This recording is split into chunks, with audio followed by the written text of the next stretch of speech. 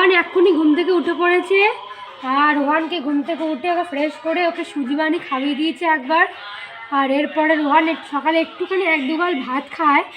ভাতে আমি ডিম সেদ্ধ দিয়েছি আর পেঁপে সেদ্ধ দিয়েছি। সেটা এখন হয়ে গেলে রোহান আবার 10টার সময় খাবে। তো দেখাই আমি রোহানের জন্য ভাত বসিয়েছি।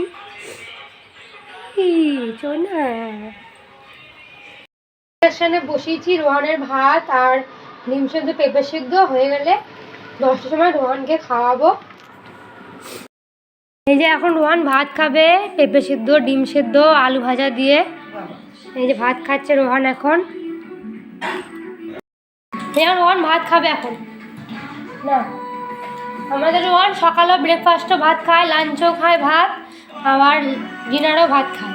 মানে রোহানকে খালি ভাতই পছন্দ, আর কোনো জিনিস খেতে চায় না। তো এখন সকালে ওকে ডিম সেদ্ধ দিয়েছি, দুপুরবেলা ওকে মাছের ঝোল করে খাওয়াবো। দেখো এভাবে কে ভাত খায়, দেখো এভাবে কে ভাত খায়। রোহান এভাবে ভাত খায়। তোমাদের যদি কে এভাবে ভাত খায় প্লিজ আমাকে কমেন্টে জানিও। দেখো কিরম ভাত খাচ্ছে। এই না ডিম ডিম নে না ডিম।